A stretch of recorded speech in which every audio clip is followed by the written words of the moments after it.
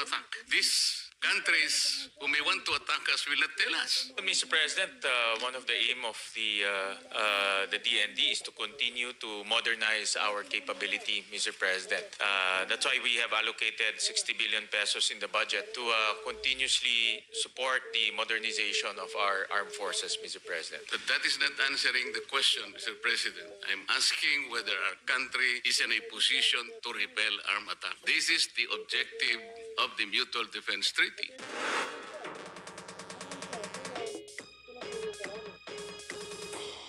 Thank you very much, Mr. President. Thank you for time accommodation in order to fulfill a very important social obligation today. Marcoletang Judas. Mr. President, I'd like to start with defense alliances with the United States, Japan, and Australia. The first question is, to what extent does the China, 2026 bugo. budget assume U.S., Japanese, or Australian support in case of a major WPS contingency?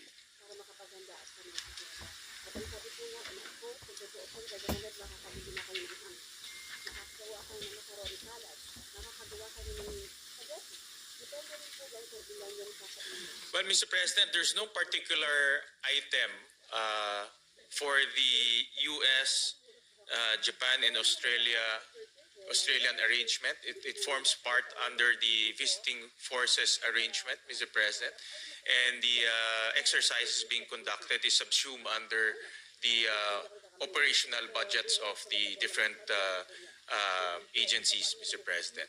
So there's no particular item for the U.S., for Japan, for Australia. It's subsumed under the exercises being conducted and subsumed under those budgets, Mr. President. And that will mean, Mr. President, that no critical capabilities are still being Marcoleta, Judas, outsourced from traidor. these allies.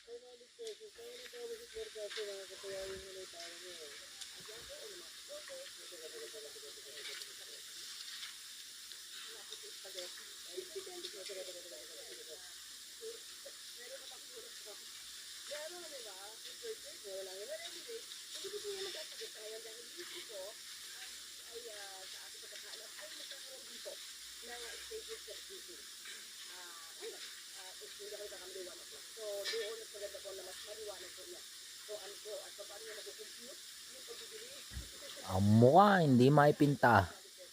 Mr. President, the arrangement between our allies is focused on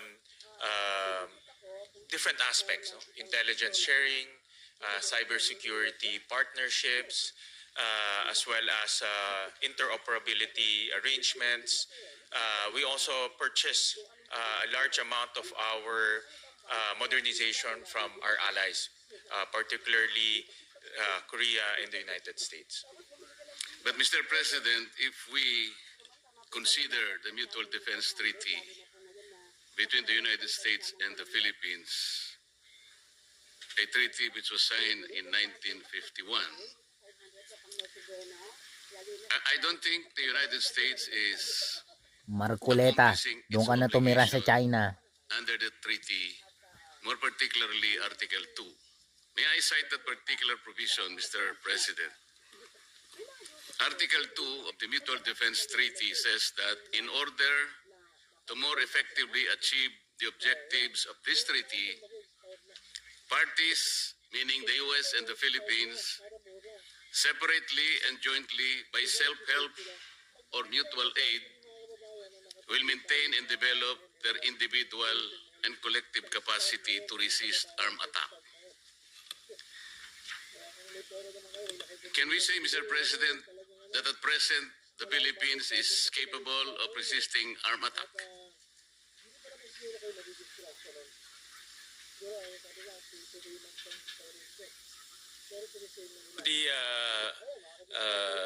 The answer from the Department of National Defense depends on the degree of the armed attack, Mr. President, and that's why we have interoperability exercises with our allies, Mr. President, so that we can be prepared for any eventuality, including disaster preparedness, Mr. President, which is, I think, a much more critical preparedness activity that we need to endeavor.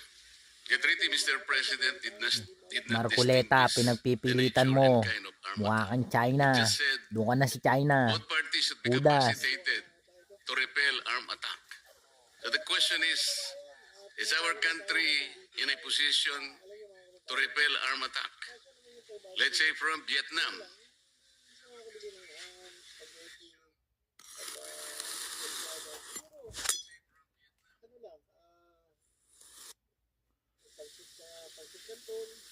Paulit-ulit ka na, It panggulo ka. really depends, Mr. President, Marcoleta. on the degree of the arm attack, Mr. President. So, They should consider the strength of the Vietnamese army. Can we just... we cannot imagine how much force or what is the extent of arm attack. These countries who may want to attack us will not tell us. Kaya nga, paano natin magagamit yung Article 2? Is it not proper for us to at least Judas. Maka-China make ka. ourselves capable? Marcoleta, lumayas ka na sa Whatever Pilipinas. attack, that should be the ideal objective. Ayaw mong matawag na traitor, pero the traitor Mutual ka. Defense Treaty should be able to accomplish this. This is the main objective. That's why I'm asking you, Mr. President. Mr. President, one of the aim of the DND is to continue to modernize our capability, Mr. President. That's why we have allocated 60 billion pesos in the budget to continuously support the modernization of our armed forces, Mr. President. But that is not answering the question, Mr. President. I'm asking whether our country is in a position to repel armed attack. This is the objective of the Mutual Defense Treaty. Lumayas ka na sa Pilipinas, Marcoleta. Hide upon the argument that we are perennially being assisted by the United States, Japan, and Australia. Kahimudi-mopit ng Compromising China. our sovereignty and strategic autonomy, Mr. President. So ba't meron pa po tayong Mutual Defense Treaty? We cannot even answer the simple question. Mr. President, with the present capability and the continuous upgrading of our military capability, the objective is to deter instances like what you have mentioned, Mr. President. You're saying, Mr. President, we are in a position to deter, for example, China from attacking us? Can we now deter China from attacking us? Yes, Mr. President, the Secretary answered in the affirmative. So what are the deterrents? Or what is the deterrence, Mr. President?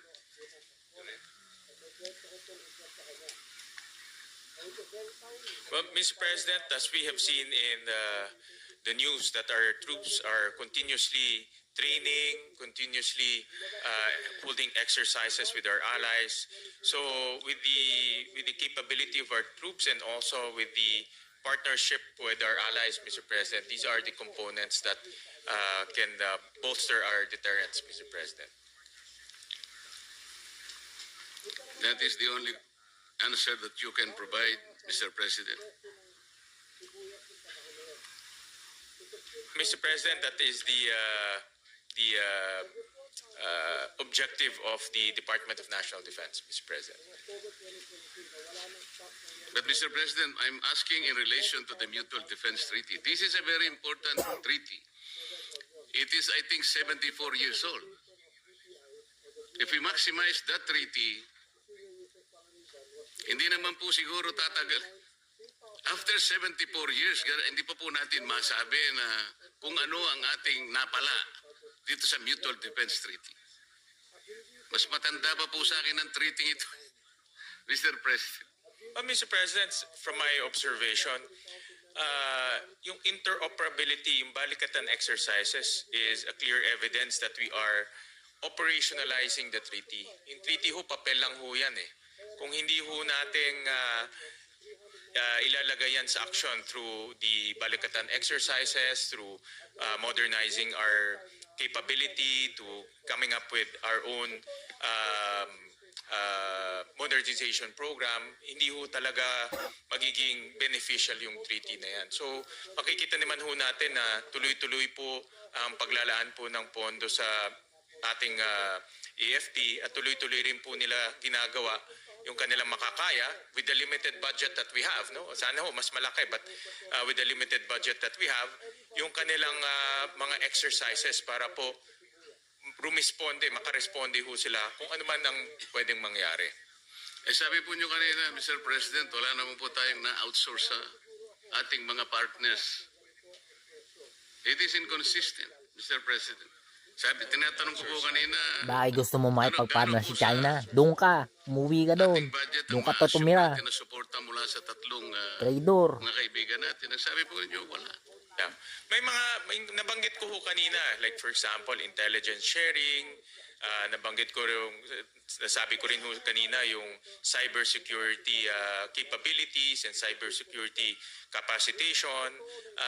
Yun po yung mga ilan sa mga ina-outsource ho natin at partnership. Hindi lang ho outsourcing, but in my view, these are partnerships.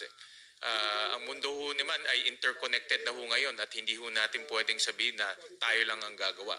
So we have partnerships with our allies, Mr. President. But a more detailed discussion should be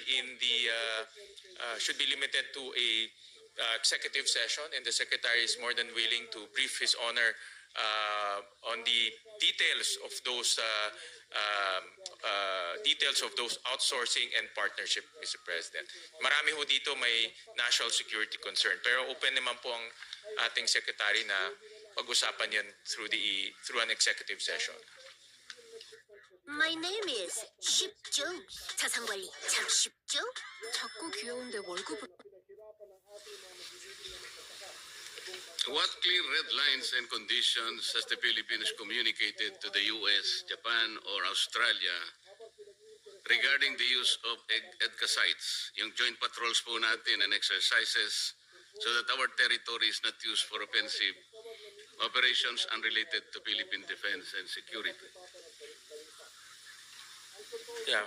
Well, under the Constitution ho, hindi ho pwede silang magtayo ng base militar ho dito. So itong mga EDCA sites ay ginagamit ho to for joint exercises as well as disaster preparedness. So ang may-ari po ng mga lupa ay tayo pa rin, ang Pilipinas pa rin. Ang nag-ooperate rin po ay tayo pa rin, ang Pilipinas pa rin. So wala ho silang responsibility sa pag-ooperate ho nun. Given the inclusion of EDCA, Mr. President, EDCA sites near Taiwan Strait and the WPS, what risk assessment has DND made that these facilities will not become targets in a possible China ba US-China nagpopondo conflict, sa'yo, Marcoleta? not our own making? China ba? Based on the reply of the good secretary, their risk assessment is very low, Mr. President.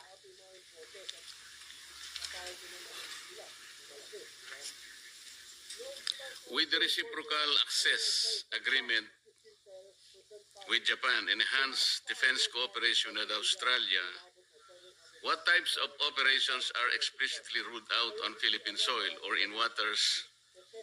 Example, preemptive strikes, offensive cyber operations, long-range missiles deployments. If you can please specify, Mr. President.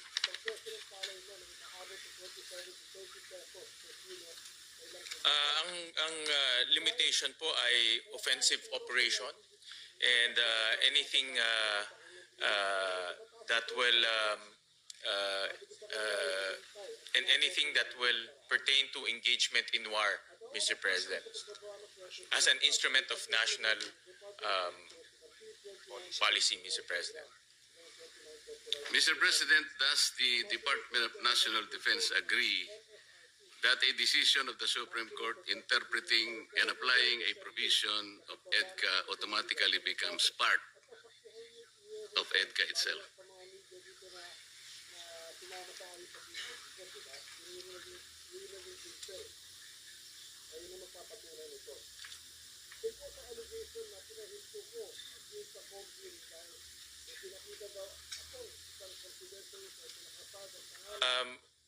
President, the reply of the Secretary, it's the dispositive portion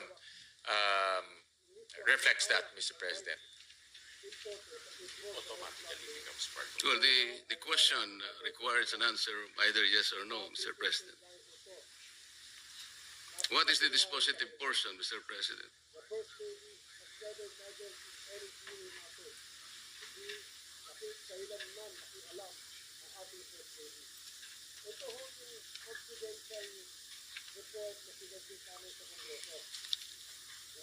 The reply of the Secretary, Mr. President, it's part of the ruling and it's part of the ratio decidendi, Mr. President. Yes, of course, the decision of the Supreme Court always form part of our legal system, Mr. President. And we're referring to Ochoa, Sagisag versus Ochoa, Mr. President, where the Supreme Court interpreted Article 4 of EDCA regarding the unimpeded access of the U.S. to a military equipment, material, and supply that it has prepositioned in the Philippines. That is correct, Mr. President.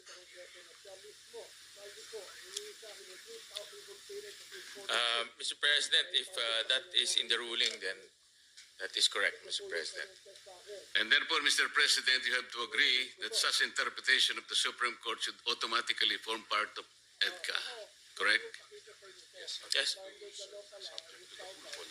And therefore, the DND has the legal mandate to implement that interpretation of the Supreme Court. Yes, Mr. President, that's correct. Ang sabi po kasi sa kasong ito, decision na ito, Mr. President, it was interpreted, meaning Article 4 of EDCA, that the U.S. has unimpeded access only to those military equipment, material, and supplies that the Philippines has consented to be prepositioned on Philippine territory. So, could the DND please detail how exactly it is implementing that decision of the Supreme Court, specifically what consent mechanism it is using? Is it the Mutual Defense Board or the Security Engagement Board?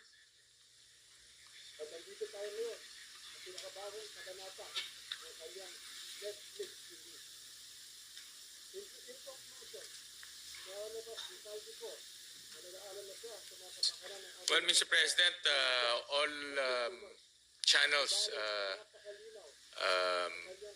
are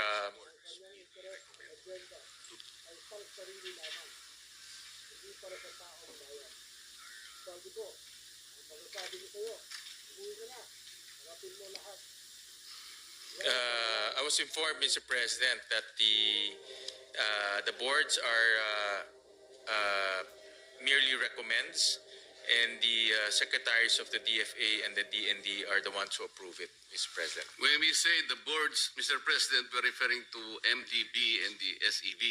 Yes, Mr. President, correct. How many come from the Philippine side, Mr. President? And what is the voting requirement?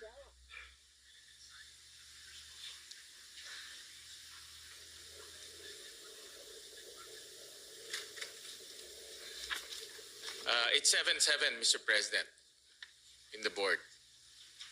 But the board is still here. Has there been an instance, Mr. President, when the Philippines did not allow the U.S. to preposition a certain military equipment, material, or personnel? Well, Mr. President, the Secretary relayed that they're not at liberty to divulge that the answer to that, Mr. President. May we know the reason, Mr. President?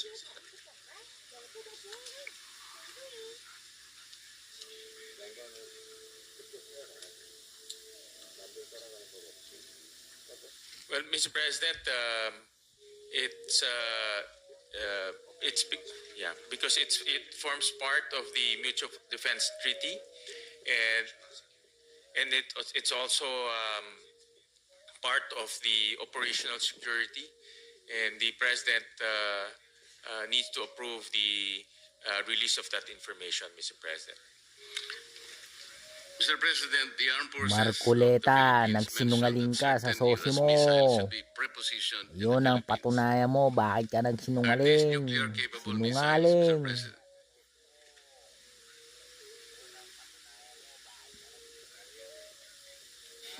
Mr. President, no, they're not nuclear missiles, Mr. President. Mr. President, the 2006 U.S.-Bulgaria Defense Cooperation Agreement, Unang pagpilitan, sana matanggal the ka na. 2009 U.S.-Poland Status of Forces Agreement, and the 2014 U.S.-Australian Posture Agreement all explicitly require the United States forces to notify and obtain the exclusive consent of the host government regarding the type of defense equipment, supplies, or material to be propositioned. The U.S.-Australia agreement even provides for a snapback by the Australian Parliament. The Philippine EDCA does not have such consent provision. Why is the Department of National Defense not insisting on that insertion of such sovereign provision, Mr. President?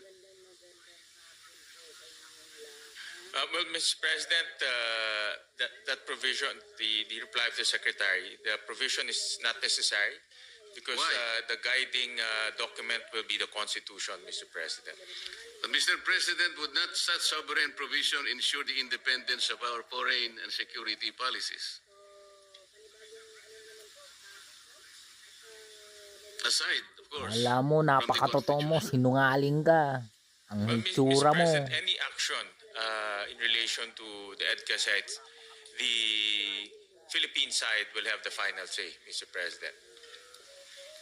Mr. President, the Chief of Staff of the Armed Forces recently said that all the investigations into and protest against the government corruption are causing destabilization and benefiting China. Do you agree that the work of the Senate Blue Ribbon Committee is destabilizing the Philippine government? Well, personally, Mr. President, that's part of our mandate under the Constitution. Yes. And the investigation is in aid of legislation, Mr. President. Kaya nga po, kaya hindi tayo nagdi-destabilize kahit na po tayo ay gumagawa ng pagdinig laban sa corruption na nangyayari sa ating bansa, lalong-lalo na po itong karumal-dumal na flood control projects na nakita po natin kung ano ang... Mr. President, well, thank you, Mr. President, for asking that question. It gives the Chief of Staff the opportunity to clarify and also to straighten the answers, Mr. President. He never said that the investigation would lead to destabilization or any instability in our political system. What he mentioned is withdrawal of the support of the AFP will lead to destabilization.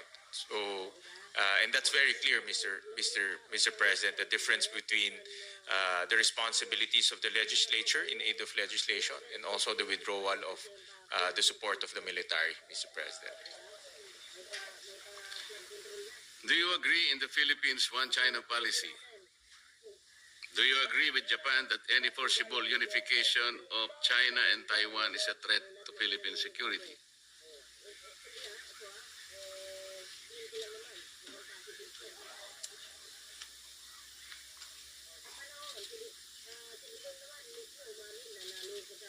Well, Mr. President, the policy is we adhere to the one China policy. But of course, the actions succeeding to that will be subject for discussion, Mr. President. And you do not agree with Japan? Mr. President, for now that is hypothetical and it's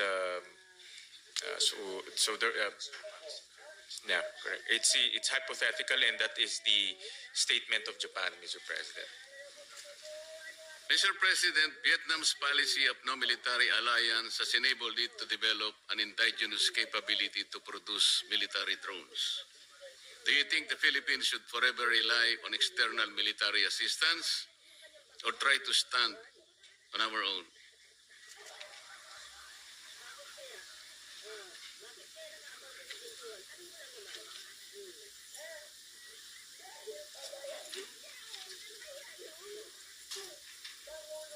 Well, that's the direction, Mr. President, to be self-reliant on our military needs, Mr. President, and hopefully later on we can invite investors to come here and build facilities that will manufacture drones and other military equipment, Mr. President. That's the aspiration, Mr. President. But only if conditions will provide in order for this opportunity to come in the near future. Mr. President, the proposal of the Department of National Defense is to amend the Self-Reliant Defense Posture Law. That will allow equity investments, Mr. President, in the Philippines, so that we can attract defense manufacturers to come here to the Philippines. Like for example, Korea is a big defense exporter, and we can invite them to set up shop here, Mr. President. That is the direction. What lessons from the Russian-Ukraine war have our experts in the DND derived in relation to the need for indigenous military capability?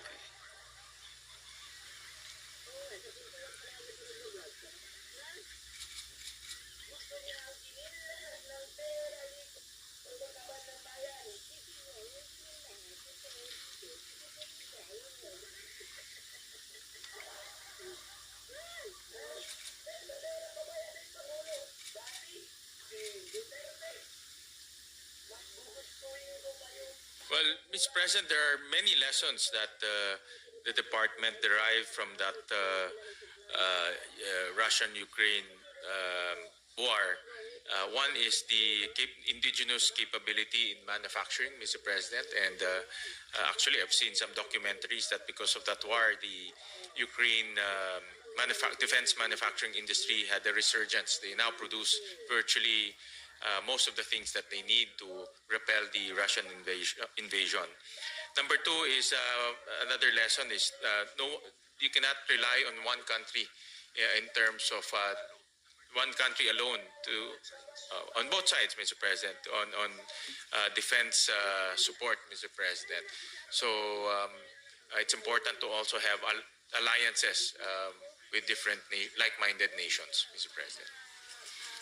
So what steps does the DND take, Mr. President, to build our indigenous military capability?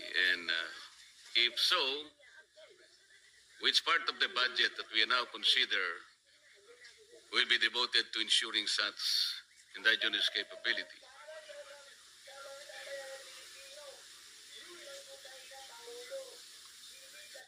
혹시 여기 임플란트 얼마예요? 오스템 임플란트 25만 원이요.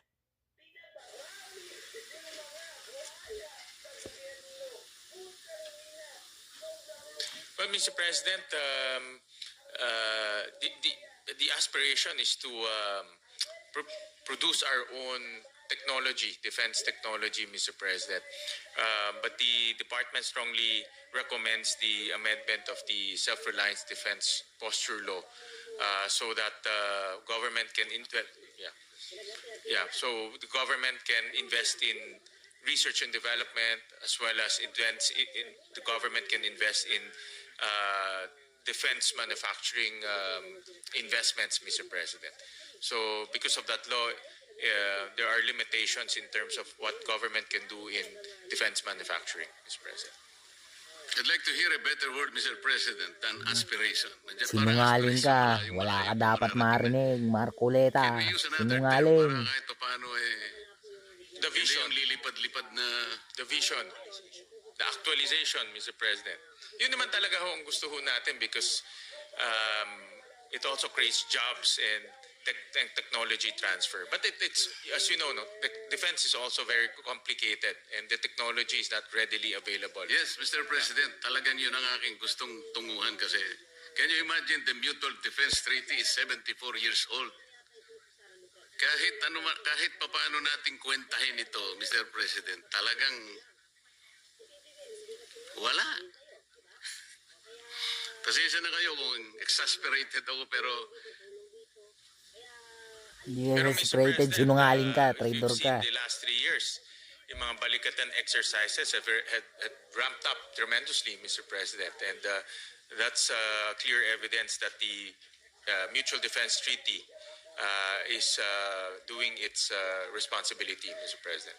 yes, but they fell short in being able to satisfy our requirement that our country is now in a clear position of being able to repel armed attack. Ayoko nang bumalik doon. Yung kasilangan punto ron Mr. President. Well, Mr. President, last comment, actually under the leadership of Secretary Teodoro, doon po talaga nag-umpisa itong ramping up ng mga alliances with our like-minded partners, Mr. President. And with that, doon rin nag-umpisa yung investments rin ho natin sa modernization. Kaya this year, Mr. President, pinakamalaking modernization fund ang ilalagay po ng Senado para po makahabol tayo sa mga pangangailangan natin. Yun po yung gusto ko sabihin, Mr. President. Nakabawi-bawi tayo ng konti dahil nandyan ang aking kaibigan, Secretary Kebutchodoro. Eh kung wala pa siya dyan, paano na? Kasi hindi natin masasabi kung mananatili siya dyan. Pwede siyang Yung palang punto nyo, Mr. President. Nakuha ko na ho. kaya nga Would you say that militarization rather than diplomacy is the main mode of dispute settlement of China? No, Mr. President, absolutely not, Mr. President. Okay. So, ang main tool po natin is diplomacy insofar as the Philippines is concerned. Yes, Mr. President. But it's at the same time, Mr. President, it's to our best and core interest to continuously modernizing our capability, Mr. President. Yung po mga diplomatic efforts natin, ano-ano po yun? Sana hindi lang po mga diplomatic protest tsaka yung tinatawag nilang megaphone diplomacy. Are there actual negotiations and are there budgets devoted for these actual negotiations para yung diplomacy makita natin po talagang nag-ooperate? Mr. President, under the budgets of the Department of Foreign Affairs, Mr. President, merong mga amounts there to continuously engage our partners as well as other countries in diplomacy, Mr. President. Mr. President, is it correct to say that the Department of National Defense is asking the people for billions of pesos to defend the West Philippine Sea, or WPS? But Mr. President, it's not only limited to the West Philippine Sea, Mr. President. It's the Yeah, in relation only to the West Philippine Sea. Yes, Mr. President. Okay. Pwede, paano natin isang map? Can we ask the staff to please show the first map?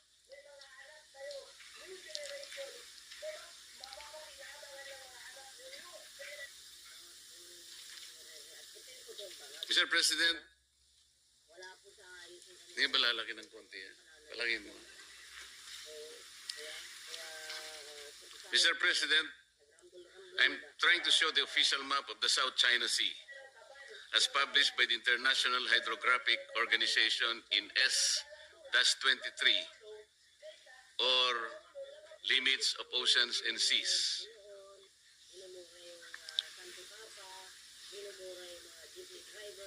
We're not supposed to defend the entire South China Sea, Mr. President. No, Mr. President. Only our exclusive until our Only the exclusive- portion of the Yeah, West Philippine Sea. Yes, Mr. President, until the exclusive economic zone, and also in the other side, Mr. President. Hindi, doon muna Eastern tayo sa side seaboard, West, Mr. sa President. West Philippine Sea muna tayo. Isa-isa lang, boss. Mahirap ang kalaban. Can you tell me, Mahina ka Mr. pala eh. President, exactly which portion is the West Philippine Sea? Can you show us a map indicating the features and the limits of that area where we will be spending some of the budgets of the DND for consideration?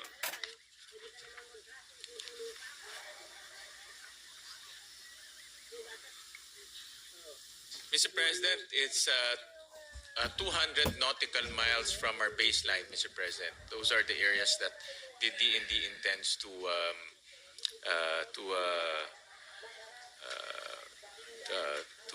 bolster, Mr. President. If you are saying 200 nautical miles from the archipelagic baseline, you're referring to the exclusive economic zone.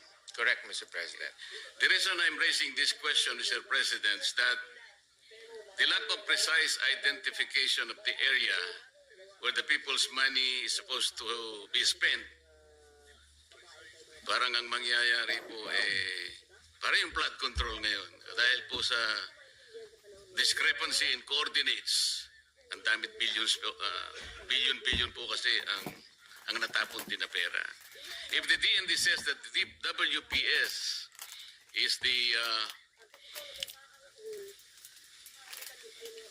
EEZ, meron pong mas magandang definition yun. Sa Administrative Order Number 29 ng Republic Act 12064 or the Maritime Zones Law, sinasabi po ron the WPS is Philippines maritime areas on the western side of the archipelago, including the Luzon Sea, as well as the waters around, within and adjacent to the Calayan Island Group and Bajo de Masinloc, also known as Scarborough Shoal. Tama po yun, Sir President?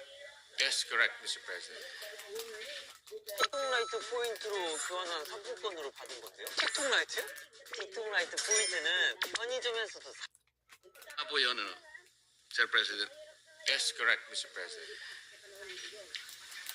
Would you agree that under Administrative Number 29, the term Kalayaan Island Group refers to the area enclosed by boundaries identified under Section 1 of Presidential Decree Number 1596? Tama po, Mr. Yes. President. Tama po kayo. And you will also agree that under paragraph 574 of Arbitral Award in the South China Sea Arbitration, the tribunal declared that the Philippines cannot apply boundaries to enclose the Spratly Islands or a portion thereof. Yes. Yes, we agree. We agree with the arbitral award, Mr. President.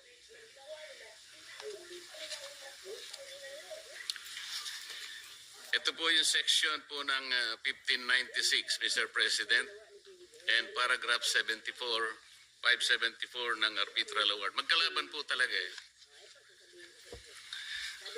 Sabi po ng Arbitral Award, Mr. President, and I quote, "In any event, however, even the Philippines could not declare archipelagic baselines surrounding the Spratly Islands.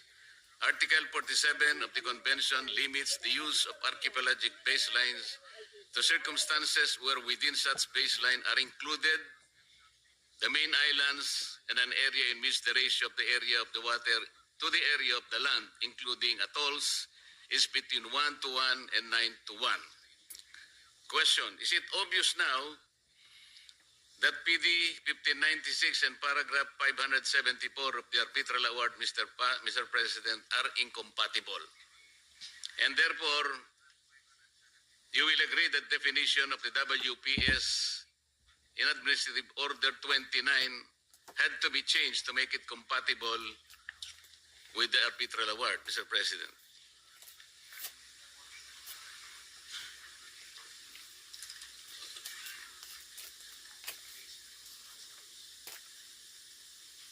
Well, Mr. President, the Secretary replied that no, it's not incompatible because portions of the EEZ is also included in that, Mr. President. We will go to that, Mr. President, but if you will care to consider yung Section 1 po ng Presidential Decree 1596 and the Arbitral Award, they're inconsistent and incompatible. Kasi po dito sa Article 2, Paragraph B ng Republic Act 12064, niredefine niya yung WPS. Ang definition na po rito ngayon ng mas o naging batas na ito ay the maritime zones of the Philippines on the western side of the Philippines, on the Philippine archipelago, including the Luzon Sea and the territorial seas of Pao de Masinloc and the maritime features of the Calayan Island Group. Ngayon po, Mr. President,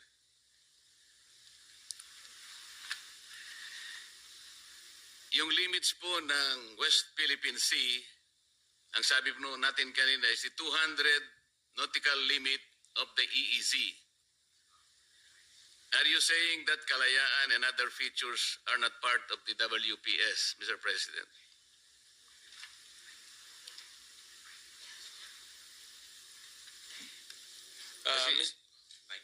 Mr. President, the prevailing law is 95 RA 9522. That is the one that they are following, Mr. President.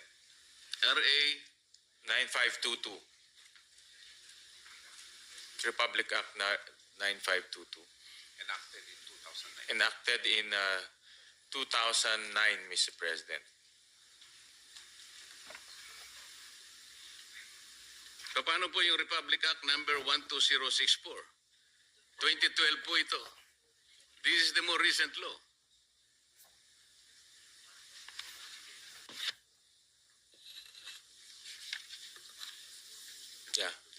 Yeah, Mr. President, maritime zones and the baselines are different matters, Mr. President. Alam ko po yun, Mr. President. Pero kung pag-uusapan po natin na yung limit po ng West Philippine Sea ay yung ating exclusive economic zone, which is 200 nautical miles from our baseline, malinaw po na ang Kalayaan Island Group ay hindi po kasali sapagkat it is beyond the West Philippine Sea.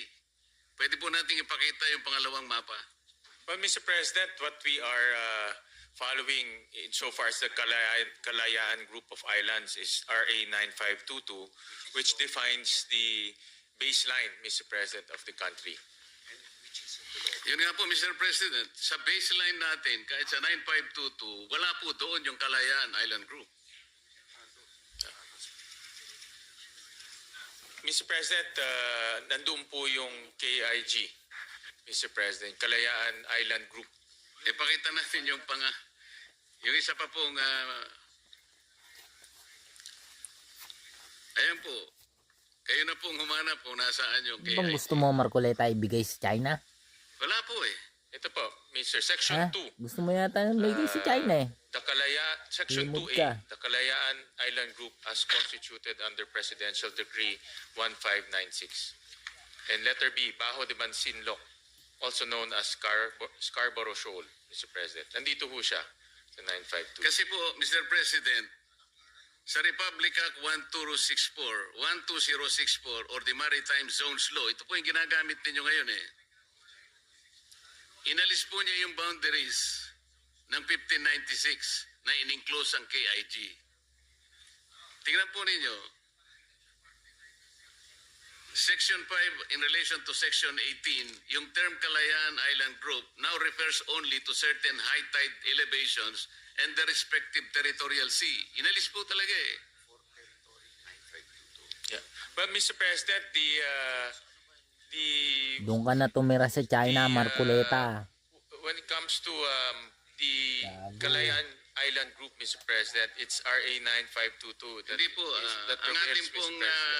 pong President. recent batas na po, yung RA 12064, it was enacted last year, November 7, 2024. So hindi po pwedeng manaig po yung sinasabi nyo dahil ito na po yung more recent na batas na ginawa po natin.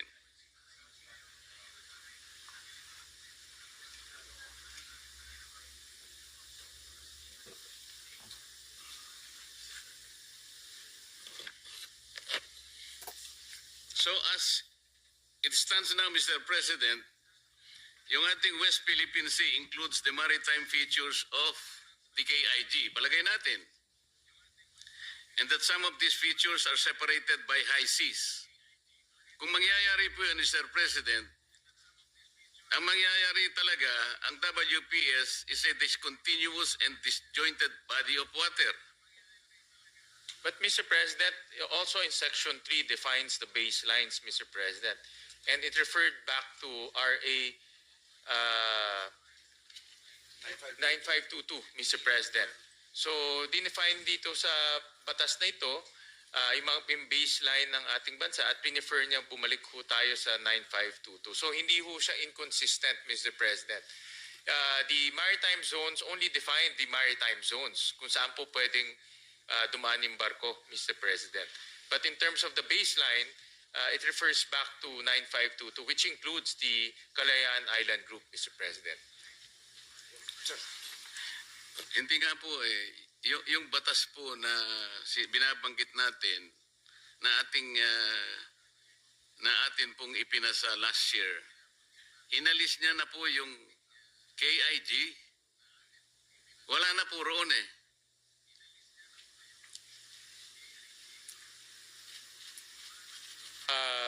With all due respect, Mr. President, nandito ho kami nung we were discussing this law, and with all due respect, hindi ho ganun yung nangyari, Mr. President. Kaya nga po, kung sakaling sabihin natin na ang WPS now will include the maritime features of the KIG, exactly how many features are we talking about here? Can you name and locate each of these features? Can you see us or can you show us the official map? 9 major islands, Mr. President. That is there are 9 major islands, Mr. President. Doon po sa KIG? Hindi lang po sa KIG, but yung mga features po sa... Yun nga po, ang pinakamahirap dito po, dahil wala pa po tayong official map ng West Ikaw ang mahirap kausap, Philippine Sea. Marcoleta. Sinungaling ka pa. Hindi po natin Traidor. madidescribe lahat ang features. At kung meron pong isang mang Pilipino ang naaring mabuhay doon. I'm asking these questions, Mr. President, to make certain that we know what we are talking about when we say West Philippine Sea. Noong po kasing ito'y unang nabanggit nung nasa mababang kapulungan ako, dahil nga po sa hindi pagkakaintindi sa isyong ito, nung sinabi ko na ang West Philippine Sea tayo lang ito. But in the context of international law, hindi po talaga alam pa. Ang alam po nila ay yung South China Sea. Can you imagine, Mr. President, the discomfort, for example, of a passenger in a plane about his safety or her safety, kung marinig niya yung pilot at saka yung control tower, nagdidebate sila kung nasan siya lugar. Sabi ng pilot, I am here in the West Philippine Sea. Hindi maintindihan ngayon nung control tower. Ganun po kasi, Gumagawa ka lang ng dahilan at issue. after more than 16 years, or maybe Napakakapal ng mukha mo, 12 Marcoleta. years, since 2012, nung ipasa po natin yung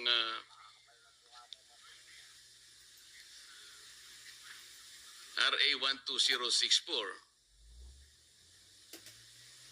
the Philippines has not applied with International Hydrographic Organization for the adoption of the name West Philippine Sea. Yun po kasi yung naging problema yata natin, Mr. President. Bakit po kaya? Well, Mr. President, I think that question will be best referred to the Department of Foreign Affairs, Mr. President. Yes, Mr. President, in proper time we will do that. But I guess considering that the West Philippine Sea is one of those areas that even our national defense officials are protecting or try to protect. Kailangan po alam natin kung ano yung ating gustong proteksyonan. Ang sabi pa nga po ng ibang mga advocates, WPS, atin to. Mga ganun na, di ba? China, umalis ka sa WPS. Even our president said in his statements, West Philippine Sea is worth dying for. we'd like to see and would like to know, Mr. President, when we send our children and grandchildren to war protecting the West Philippine Sea, alam natin kung nasan talaga. What are the exact coordinates? Ngayon po talagang ang labo talaga eh. Parang sinabi mo, yung Pasig River, some portion of Taguig, some portion of Pasig, and some portions of another municipality. Hindi mo alam kung saan nagsimula, kung saan napuputol. Maybe we can ask the executive department to be precise in its identification of the features and limits of the West Philippine Sea. Kasi po, para yung mga ghost missions or even ghost budgets, I guess nangyari nga po sa flood control, they were all using several applications. Hindi sila, magkakaiba po eh. Sabi pa nila, geotag, real time. Pero ang pong tingnan, talagang wala yung mga flood control projects. So dito po, ganun din. Kailangan matukoy natin. Speaking of maritime features, Mr. President, let me refer back to the map identifying its features. Ito pong, yung balik mo nga dun sa pangalawang mapa. Ayan. You will agree, Mr. President, that based on that map, Vietnam occupies 21 features, China 9, and the Philippines 9. The Philippines 11, Mr. O President. 11 siguro. So 21 features for China, for Vietnam, 9 for China, Philippines 11. Mr. President. What is the policy of the national defense regarding Vietnam?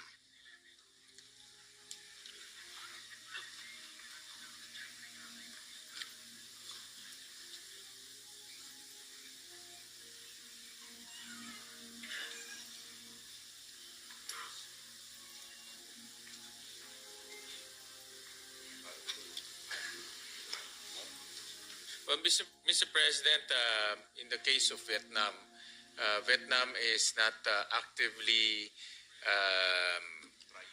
trying to add more areas to their territory, Mr. President. Unlike China, Mr. President. Eh 21 na kasing nakuha niya eh. So that's why in the case of Vietnam, meron ho tayong mga trust building activities and diplomatic activities with. So with pare-pareho Vietnam. tayong claimants dito, Mr. President. Are we going to force Vietnam out of these features?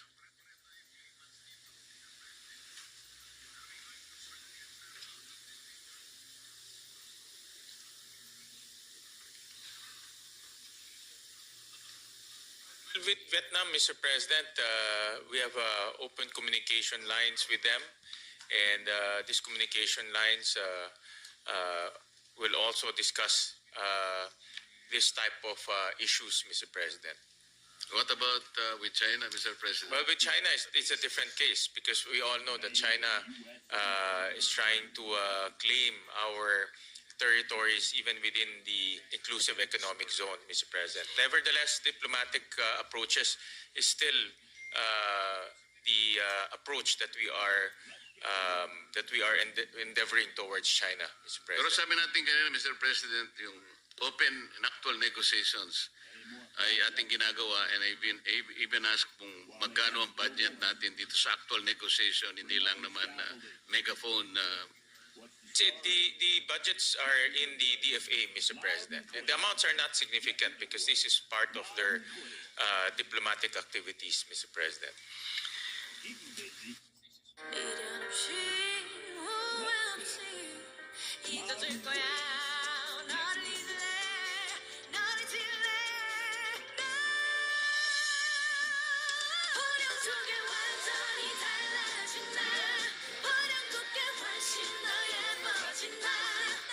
모두를 지르게 할 지마켓 신선식품 파격가.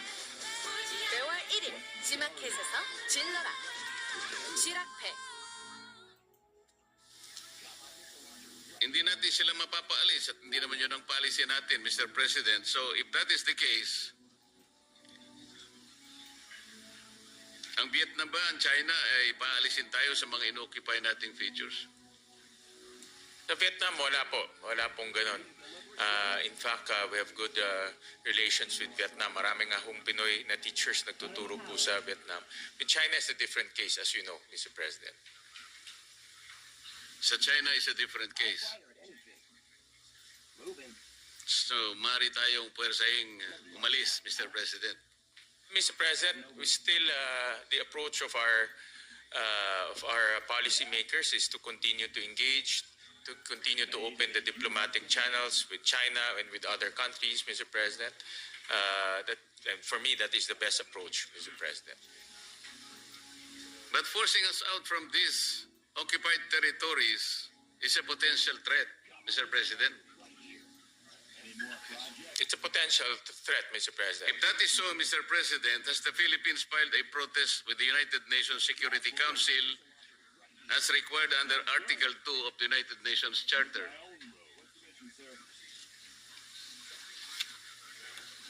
Well, Mr. President, to answer your question directly, no. But to give the reasons on why that policy was undertaken, the best department to answer that is the Department of Foreign Affairs, Mr. President. Kasi po kung ang sagot natin is no, Mr. President, then the trend is more imagined than real.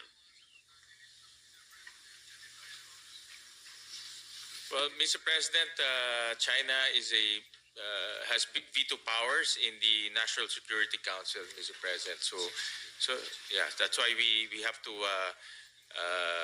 strategize very carefully, Mr. President. Kanina po, Mr. President, sa aking pagtatanong, I was trying to differentiate po kasi dahil nga sa sigalot sa West Philippine Sea, ang dami pong misunderstanding dyan, ang daming misconception. Kaya po kung minsan ay hindi nagkakasundo ang iba't ibang mga mamamayan natin.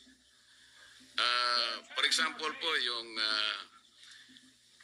yung pinag-uusapan lang dito sa tinatawag nating West Philippine Sea na hanggang ngayon hindi natin talaga malagyan ng exact coordinates, ano-anong mga features niyan, ano-anong mga forma niyan para sa ganun kung tayo makikipag-away talaga at makikipagtigma, alam mo naman po natin ang ating ipinakikipaglaban. Kasi po, ang pinag-uusapan po pagka sovereign rights lang, ito po ay mga functional jurisdiction over areas that are not territories. Katulad po ng binabanggit nating exclusive economic zone. Kasama na po yung contiguous zone, yung continental shelf and even the extended continental shelf. Hindi po mga teritoryo to Napagkakamalan po na teritoryo, kaya nagkakaroon po ng mahabang pagtatalo. Sovereign rights, Mr. President, is different from territorial sovereignty. Iba po yung sovereign rights sa sovereignty. Yung Estado po, katulad natin, have full sovereignty rights and jurisdiction over our territory. So we can apply our entire range of laws, whether constitutional, administrative, civil, criminal, or commercial, to all persons and properties and activities within our territory, subject to the rights of innocent passage, sea lane passage, open sky passage, and sovereign diplomatic immunities. Ang kaibayo po nito, in contrast, yun pong mga tinatawag nating maritime rights. Halimbawa po, itong binanggit natin kanina, contiguous zone, EEZ, continental shelf. Ang may apply lang po natin dito ay mga batas o regulations relating to customs, taxation, immigration, and sanitation. Sa exclusive economic zone po, Mr. President, and continental shelf, even the extended continental shelf, ang mag-a-apply lang po rito ay batas tungkol sa energy, fisheries, and maritime genetic resource, exploration and exploitation of artificial structures, marine research, pollution control, seabed pipelines, and cables. So kailangan po kasing may paliwanag ito in defense of what we perceive as West Philippine Sea. Yun pong maritime rights sa tubig lang, hindi po territory na kagaya po ng ating gustong ipaliwanag na mabuti. Para sa ganon, ay alam po natin kung ano ang ating pinag-uusapan, saan po natin gagamitin ang budget, at kung tayo po ay makikipagyera, alin-alin po ang dapat nating ilaban na sa ganang atin, Mr. President. O, salamat po muli, Mr. President, sa panahon pong ibinigay ninyo. Maraming salamat po, Maraming Mr. salamat. Sponsor, sa inyong panahon at pasensya. Maraming Thank you very salamat po, much. Senator Marcoleta. At Thank you. nakikinig po ang inyong kababayan na taga-Tarlac rin, si Secretary Teodoro. At siya po ay siniseryoso niyo po ang inyong mga mungkahi at suhestyon. So maraming salamat po. Patating na eh. Patating na. Patating na. Peace.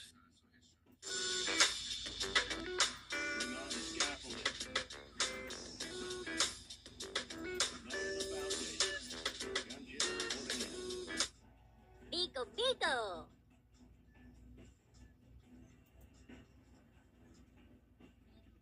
저비용 항공권 지금 예약.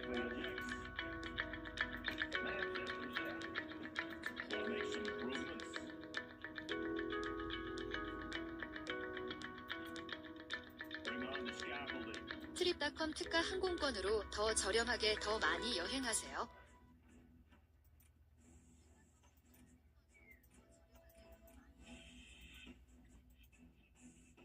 Let's build. What's the mission, sir? Sounds good.